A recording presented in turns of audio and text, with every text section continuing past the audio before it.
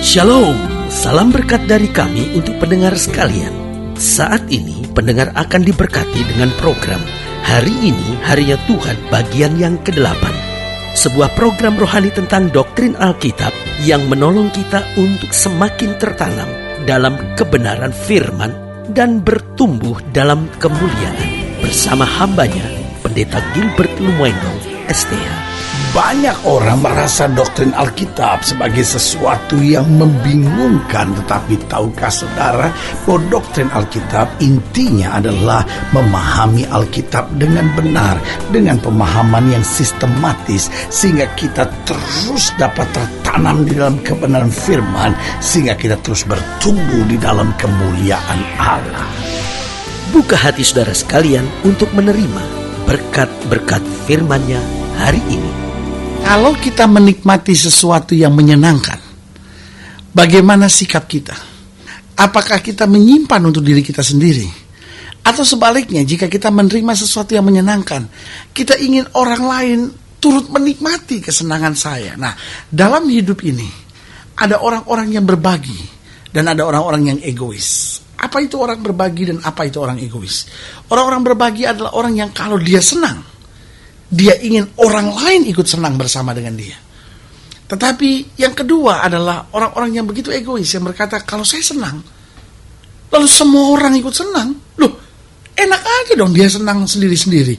Loh, saya untuk mendapat kesenangan itu susah kok. Saya untuk dapat kesenangan itu berkorban kok. Biar cuma saya dong yang senang. Kalau yang lain mau senang, biar dengan caranya sendiri.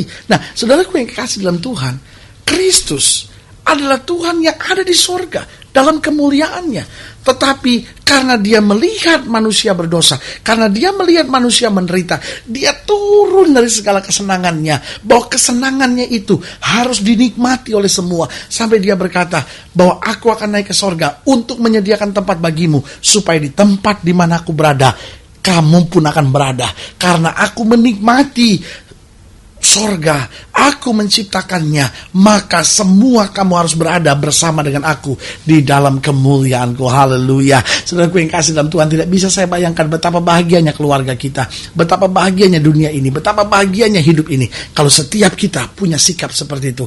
Kalau saya bahagia, saya ingin membahagiakan orang lain. Hidup saya harus jadi berkat buat orang lain. Bukan kalau saya bahagia, orang lain biarkan dengan penderitaannya. Nah, saudaraku yang kasih dalam Tuhan, kalau setiap kita berkata, saya telah diberkati Tuhan, saya mau jadi berkat buat sesama, dunia ini akan menjadi dunia yang dipenuhi dengan kemuliaan Allah. Haleluya. Selamat datang dalam program kita hari ini, Harinya Tuhan. Sebuah program rohani yang membawa kita dalam pemahaman tentang firman Allah, sehingga kita menjadikan firman Tuhan dasar keseharian hidup kita, sehingga kita melangkah hari demi hari, bukan berdasarkan kemauan, kekuatan, dan kemampuan kita, tapi hari demi hari kita berjalan seturut dengan firman Allah. Dan dalam program ini kita pelajari tentang sebuah kalimat sederhana yang merupakan awal dari kitab Kisah Para Rasul, yaitu Hai Theophilus. Nah, saudaraku yang kasih dalam Tuhan, kalimat ini sebenarnya sederhana, hanya sebuah ucapan pembuka ketika seorang bertemu, Hai John, Hai Rina misalnya, Hai Budi, Hai Susi, ya kan? Itu kalimat biasa, kalimat salam, kalimat pembuka, di mana orang menyebut, orang memanggil seseorang. Tetapi saudaraku yang kasih dalam Tuhan, kalau kita pelajari bahwa Alkitab tidak akan menempatkan satu huruf, Alkitab tidak akan menempatkan satu kata tanpa makna. Itu sebabnya kita dapat mempelajari setiap bagian-bagian ayat demi ayat firman Tuhan, dan pasti akan memberikan kekuatan iman buat kita. Nah, Kisah Para Rasul 1 ayat yang pertama sampai ayat yang kelima, ini akan kita pelajari bersama. Hai Theophilus, dalam bukuku yang pertama aku menulis tentang segala sesuatu yang dikerjakan dan diajarkan Yesus. Sebagian penafsir Alkitab menafsirkan bahwa penulis kitab Kisah Para Rasul ini adalah Lukas. Jadi Kisah Para Rasul ini sebetulnya Lukas bagian yang kedua. Dia sudah menjelaskan segala sesuatu tentang Yesus dan apa yang diperbuatnya. Nah, sekarang dia mau menggambarkan tentang kuasa kemuliaan yang dialami setelah peristiwa kebangkitan. Karena itu dengan tegas dia mulai suratnya, Hai Theophilus, dalam bukuku yang pertama, maksudnya dia bicara tentang Injil Lukas, aku menulis tentang segala sesuatu yang dikerjakan dan diajarkan Yesus, sampai pada hari ia terangkat, Sebelum itu ia telah memberikan perintahnya oleh Roh Kudus kepada rasul-rasul yang dipilihnya.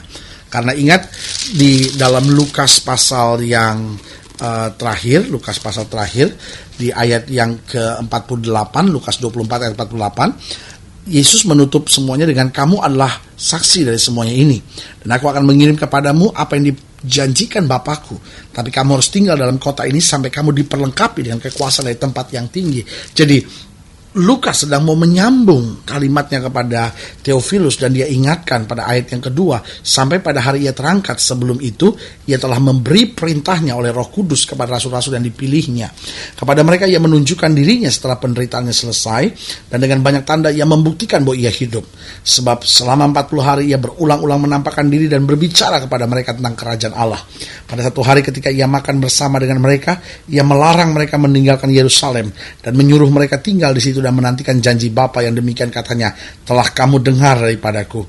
Sebab Yohanes membaptis dengan air, tetapi tidak lama lagi kamu akan dibaptis dengan Roh Kudus. Nah, saudaraku yang kekasih dalam Tuhan, dalam ayat-ayat bacaan ini ada pelajaran-pelajaran penting yang luar biasa yang kita bisa pelajari. Dan saya melihatnya khusus justru dari panggilan dan sebutan, hai Theophilus. Jadi apa sebetulnya yang mau dijelaskan oleh Lukas di sini atau penulis surat ini kepada Theophilus ini? Yang pertama saya pelajari bahwa surat ini mau menunjukkan pengenalan tentang Yesus. Jadi dia mau jelaskan, hai Theophilus, dalam bukuku yang pertama aku menulis tentang segala sesuatu yang dikerjakan dan diajarkan Yesus. Nah, penulis ini sedang mau menjelaskan kepada Theophilus tentang pengenalan tentang Yesus, bahwa Yesus bukan hanya punya kuasa buat dirinya sendiri, tapi Yesus juga memberi kuasa kepada kita yang percaya. Sehingga dia mau menjelaskan kepada Theophilus, kalau sudah lihat dalam seluruh kisah para rasul, itu bicara tentang kedahsyatan kuasa Yesus yang dikerjakan bukan lagi oleh Yesus, tetapi oleh murid-muridnya. Berarti ini penggenapan apa yang Yesus pernah berkata, bahwa apa yang aku kerjakan dapat juga kamu kerjakan, bahkan lebih besar lagi. Nah, saudaraku yang kasih dalam Tuhan, berarti setiap kita bukan hanya perlu tahu ada Yesus, tapi setiap kita perlu mengenal Yesus dengan pribadi, bahwa bukan hanya Yesus yang bisa buat mujizat, tapi kuasa itu telah diberikan kepada setiap orang percaya, sehingga orang percaya yang berjalan bersama Yesus, orang percaya yang mengandalkan Yesus, orang percaya yang hidup benar di dalam Yesus, dia pun akan melihat mujizat. Karena itu Alkitab bicara tentang dua hal tentang kemustahilan.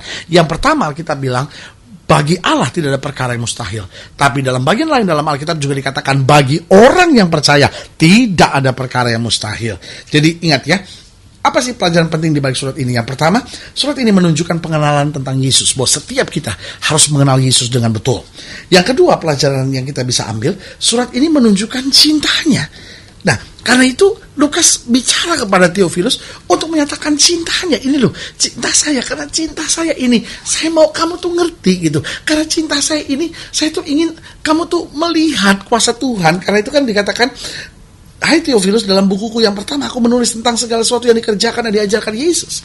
Bisa saja dia bilang, cukup dong, aku kan sudah kasih tahu kepada Theophilus tentang segala sesuatu yang dikerjakan, ajarkan Yesus. Nah, terserah dia mau percaya kek, mau nggak percaya kek. Tapi yang saya lihat di sini, bahwa dari kalimat hai Theophilus, dia tunjukkan cintanya yang luar biasa, bahwa betul aku sudah memberitahukan kepadamu segala sesuatu yang Yesus kerjakan dan ajarkan. Tapi sekarang ada sesuatu lagi yang aku mau bagikan tentang kuasanya yang dipercayakan kepada orang-orang yang hidup bersama dengan dia. Nah, saudaraku yang kasih dalam Tuhan, berarti yang pertama, apa yang harus kita buat? Kita harus jadi orang-orang yang mengenal Yesus dengan betul. Tapi yang kedua, kita harus jadi orang yang hidup dalam cinta, hidup dalam kasih. Nah, saya sebut dunia ini adalah dunia yang sedang kehilangan kasih. Dunia hari-hari ini, dunia yang sedang memutarbalikkan kasih. Bahkan dunia hari-hari ini, dunia yang sedang mempermainkan kasih. Dunia yang mempermainkan cinta, cinta diobral, cinta dipakai untuk mendapatkan uang, cinta dipakai untuk menyengsarakan. Dan saudaraku yang kasih dalam Tuhan, dari sini kembali saya melihat bahwa dunia ini, dunia yang memang sedang berkamuflase dengan cinta. Tetapi sebagai hamba Allah, ini yang saya mau ingatkan, cinta orang percaya harus cinta yang tulus, cinta kepada Tuhan, cinta kepada sesama, dan juga cinta kepada keluarga. Dan saudaraku yang kasih dalam Tuhan, cinta seperti ini hanya kita dapatkan waktu kita mengenal Yesus dengan betul. Jadi dari sini kita bisa lihat bahwa pelajaran apa yang bisa kita ambil. Surat ini menunjukkan pengenalan tentang Yesus, bahwa setiap kita juga harus hidup dengan pengenalan tentang Yesus. Lalu yang kedua, surat ini menunjukkan cinta dari si penulis surat ini kepada Theophilus. Ini juga mengajar kepada kita bahwa kita harus hidup senantiasa dalam cinta. Suami, cintai istrimu dengan cinta yang tulus. Istri, cintai suamimu bukan karena dia menyenangkan engkau, tetapi karena cinta itu engkau dapat dari Tuhan. Engkau perlu bagikan bagi orang yang membosankan dan menjengkelkan sekalipun. Karena Alkitab berkata, kalau orang tampar pipi kirimu, berikan juga kepadanya pipi kananmu. Alkitab ajarkan kita jangan membalas yang jahat dengan yang jahat, tapi berdoalah bagi setiap musuhmu, kata Alkitab. Dan yang ketiga saya pelajari bahwa surat ini menunjukkan kesungguhannya dalam bersaksi. Kesungguhan dalam bersaksi. Sehingga saudaraku yang kasih dalam Tuhan, dalam kesaksian, dia bukan hanya bicara latar belakang biasa, tapi dia mulai bicarakan segala sesuatu yang dia tahu dan dia ketahui. Saudaraku yang kasih dalam Tuhan, Tuhan sungguh-sungguh dalam mencintai kita, sampai dia curahkan darahnya. Pertanyaan saya sederhana, sudahkah kita sungguh-sungguh? Sungguh-sungguh dalam meninggalkan dosa, sungguh-sungguh dalam mengiring Kristus, sungguh-sungguh dalam menjadi saksi Tuhan, sungguh-sungguh dalam melakukan firman Tuhan. Kalau saja kita mau sungguh-sungguh, Roh Kudus akan memberikan kemampuan ilahi buat kita. Haleluya. Saudaraku yang kasih dalam Tuhan, jika saudara ingin dilayani lebih jauh, hubungi kami melalui telepon, kunjungi website kami, hubungi kami melalui surat. Karena kami ada untuk membawa Bapak Ibu Saudara senantiasa lebih dekat pada Tuhan dan mengalami kasih kuasa mujizat yang luar biasa. Haleluya. Melalui program ini juga, kalau sudah sakit, sudah berbeban berat, secara khusus saya mau berdoa buat saudara. Saudara boleh taruh tangan kanan sudah di dada dan kita doa. Bapa, dalam nama Yesus, hamba doa buat yang sakit, hamba doa buat yang berbeban berat, hamba doa buat setiap mereka yang sedang menghadapi masa-masa sukar, dan hamba berdoa di dalam nama Yesus, Tuhan jamah, Tuhan pulihkan, Tuhan kerjakan mujizat. Yakinkan kami bahwa kami harus memiliki pengenalan yang benar tentang Yesus.